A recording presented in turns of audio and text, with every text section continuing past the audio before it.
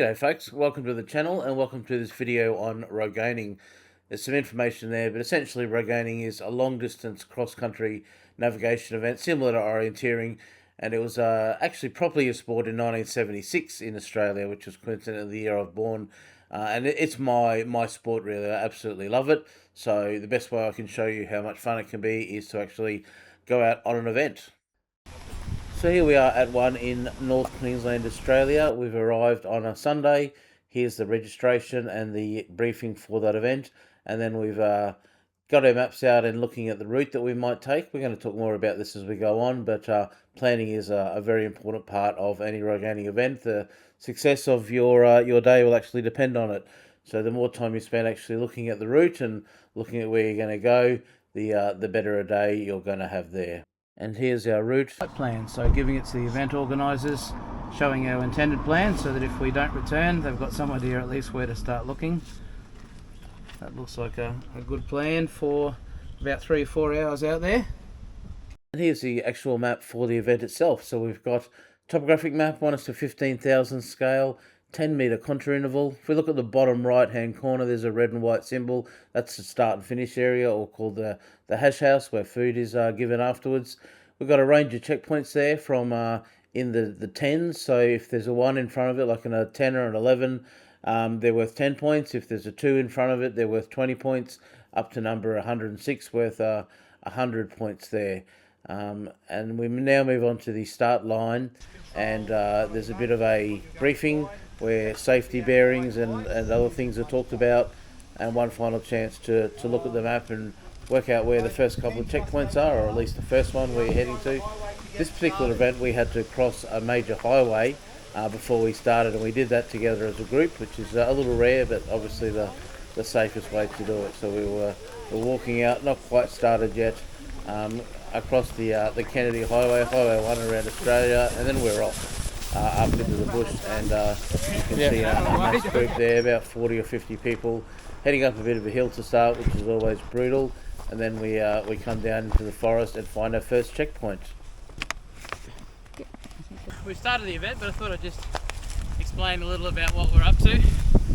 This is the secret Rogaine, the first North Queensland Rogaine on the Atherton Tablelands near Cairns. Thanks to the folks from Adventure Sport NQ. Big shout out to Jason, Kim, Bruce. 3 and 6 hour event. First one of the year at the end of the wet season. This is just west of Coranda, about a half an hour's drive from Cairns. About as close as you can get to Cairns with beautiful country to walk through. Savannah type country, which is great. Well, we're coming into our 6th or 7th checkpoint for the morning. We'll be going about an hour and a quarter, doing well. So beautiful and green in here. We've had a lot of rain here in the last 3 months or so, end of the wet season.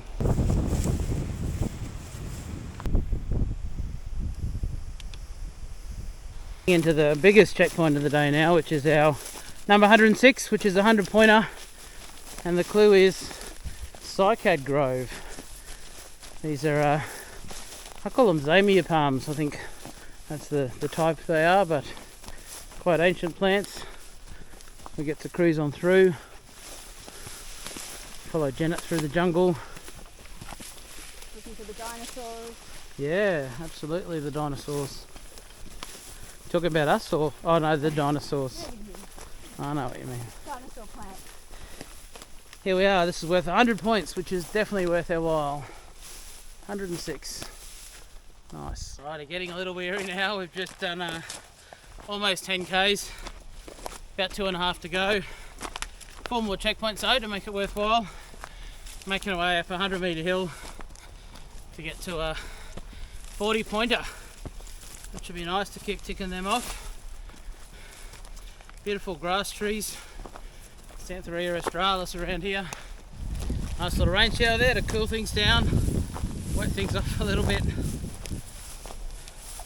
Beautiful green grass up here. It doesn't get much greener than this at this time of year. It'll start to get drier in the next few months.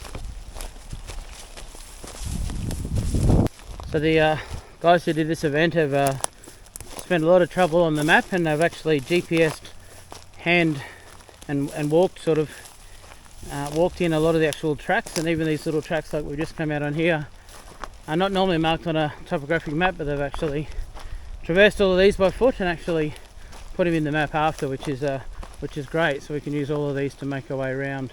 G'day. Yeah, good. Really good. Really good. Bum smokes. We missed 5. Yeah, just left 5 out there. So for next time. We were strategic. Did you go to Mount Secret? No, we've got one of the hundreds, but left the other one. Yeah. When they handed in. So that's our event done and dusted. We did 5 hours out there in the end, only planning to do 3, but enjoyed ourselves. It was going well, so we kept going, probably about 12-13 k's of a little bit of up and down. So this is a flyover on Fat Maps, which is a plug-in to Strava. So it's an interesting way to sort of see the 3D view of what you did. So those little extra bits are out to get, the last one was 106 actually, so looks like we were lost, but we knew exactly where we were going. Heading back in over that final hill and yeah, back down into the hash house area there. Again, that's the map that we use for it. These are the winners. Winner banana, so not exactly a huge competitive sport, and yeah, anything goes with clothing there as well. So thanks again for watching, and see you next time.